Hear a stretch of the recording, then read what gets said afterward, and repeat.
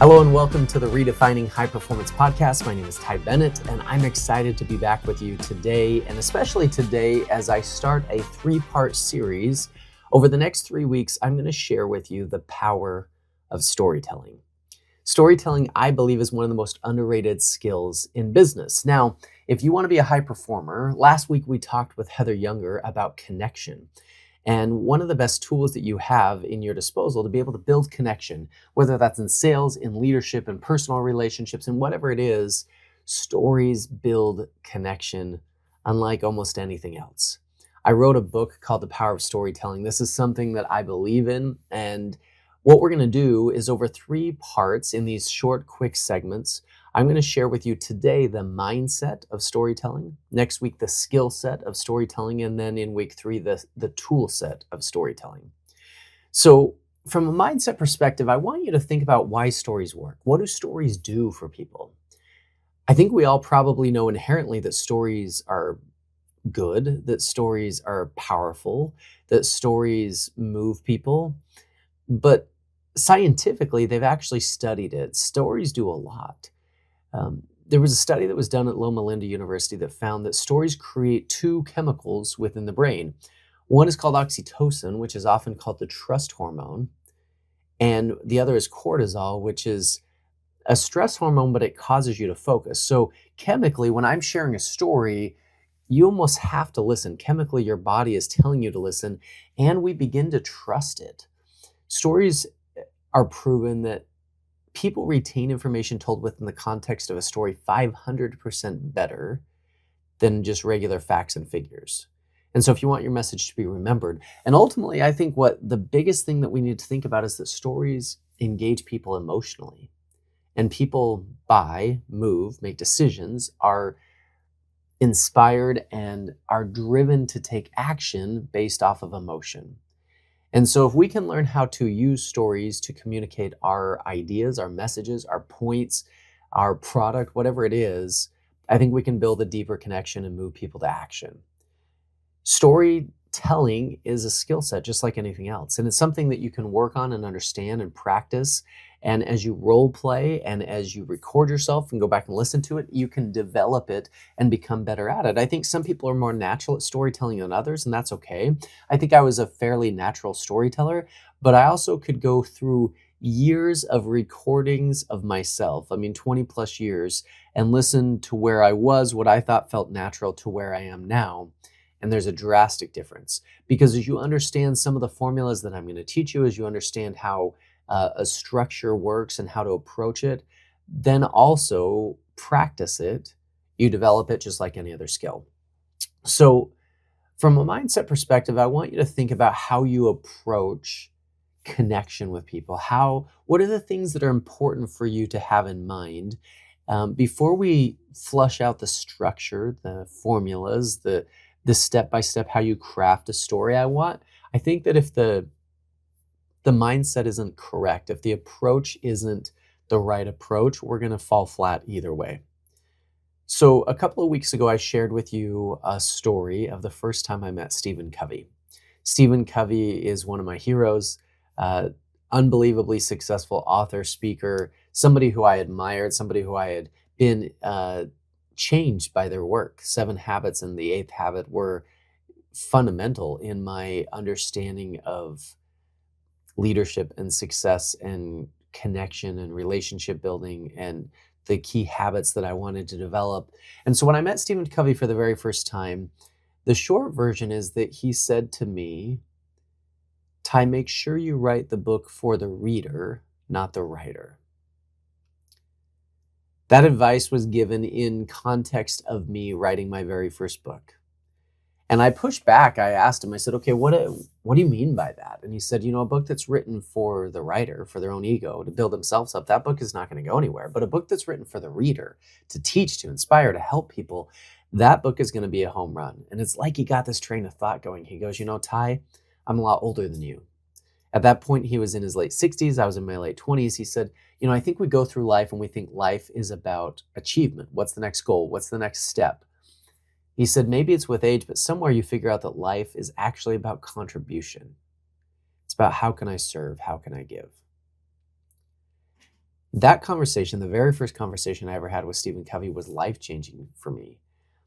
Because, yeah, it was great advice if you're going to write a book. He said, write a book for the reader, not the writer. But I think it was broader than that. I think what he was saying is that your focus as an influencer, your focus is on the audience. So if you're going to write a book, you write a book for the reader. But if you're a teacher, it's about your students. If you're a leader, it's about your people. If you're in sales, it's about your prospect or your customer. It's about them. That's how influence works, right? And I think as human beings, we screw this up so often because we make it all about us. Now, how does this pertain to storytelling? The key is that you're telling your story for them. Your story has to be connected. It has to engage them. They can't listen to it and go, oh, that's really cool for you. There has to be a point where they feel like this pertains to me. And we're going to talk about all those things next week in terms of how you craft that, but I'll just give you this insight. You shouldn't be the hero of your own story. Number one, because you're probably not. And number two, because it's not very relatable. And so even if you were, like, even if you delivered that key line, where did that come from for you? Where do you learn that? Who was the mentor who shared that piece of advice with you? Like, there's ways to make it relatable and connected. So if we focus on the audience, and here's the thing, I think we screw this up so often, right? We make it all about us. And one of the ways that we do that, do you ever get nervous before you give a presentation, before you give a speech, before you share your story? Do you ever feel nervous? I want you just for a second to think about, where is your focus when you're nervous? Your focus is on you, right? It has to be on you. You think about, how am I going to do? How is this going to come across? Am I going to screw up any of those things? But when you shift your focus to the audience, you ask different questions, and different questions create different emotions, right? Before I go to give a speech, I'm looking at, how can I serve them? How can I connect with them? What are the things that they need to hear? That changes things. That changes the focus and the intention, and therefore the emotion that I'm feeling. Now, I think that we go into most presentations, conversations, stories with the wrong goal. I think we go in with the goal of perfection, right? We want it to be perfect. We want to deliver this perfect story, and everybody loves it, and they laugh and they cry and they respond and they clap and whatever it is.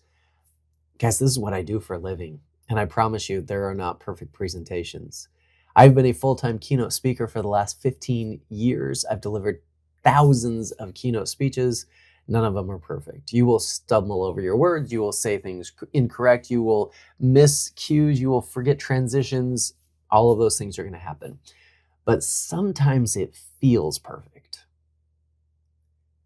And here's why. If we shift our goal from perfection to connection, all those imperfections go away.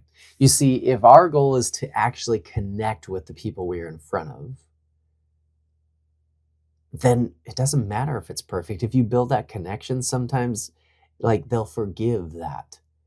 So your goal in telling a story should not be, I want to tell it perfect. It should be, I want to connect perfectly. Does that make sense?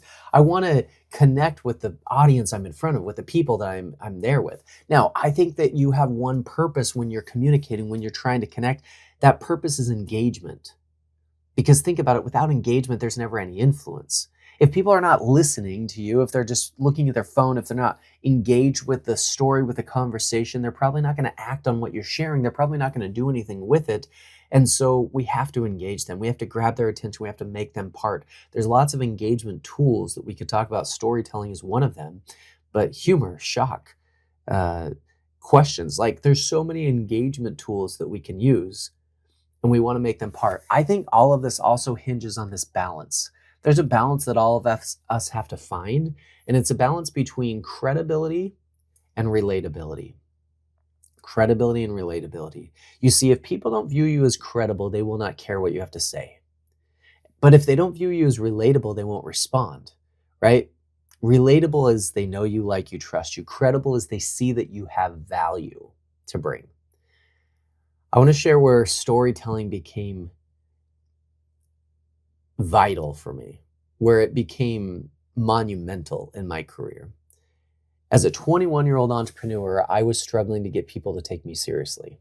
I was calling people, prospecting people, and they seemed to be responsive. They weren't dodging my phone calls, but when I'd sit down, I'd present to them, they weren't doing business with me. And I couldn't really figure it out. And so I went to a mentor, a friend, successful entrepreneur, family friend, and I explained the situation. I said, tell me what I should do. I will do anything. Just tell me what I should do. And he said, okay, here's what I want you to do. I want you to go to the last 5 people who told you no, and I want you to ask them why. And I was like, I will do anything else. Do you have any other ideas? And he goes, no, go try it. And so I did. I went to those last 5 people and just kind of hat in hand. And I asked him, I said, look, I'm not trying to convince you of anything. I'm not trying to change your mind, but would you be willing to give me feedback? I want to understand what I'm doing wrong. I want to get better. And all 5 of them gave me feedback, and it was fascinating. And it was interesting because there were a couple things that were said, but all 5 of them said, Ty, it's your age. At the time I was 21, I probably looked like I was 12. But as dumb as this sounds, I had never thought about that before. I was just young enough, just cocky enough. I thought I was amazing. I didn't know that that was an objection in people's minds. And so I went back to this mentor and I said, it's my age. And he goes, I know. And I was like, what? And he goes, you needed to hear it. And I said, okay, well, what am I supposed to do? I'm not going to wait till I'm 40 to start in business. Like, what do I do? And he said, I don't know. And I was like, what kind of mentor are you? Like, help me out. And he goes, okay, what did other young entrepreneurs do? What did Bill Gates do? What did Steve Jobs do? And as soon as he said Bill Gates, I had this idea. And it's something that I practiced and I turned into a story. So I would sit down with people who were older than me, more experienced than me, and they had this objection now in their mind of why would I do business with this kid? And now I understood that. And so the first thing out of my mouth, I would sit down and I'd say, I kind of feel like a young Bill Gates.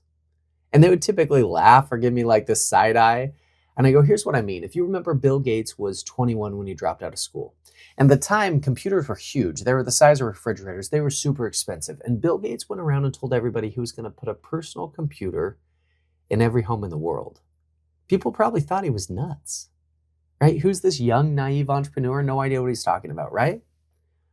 Well, here's the thing.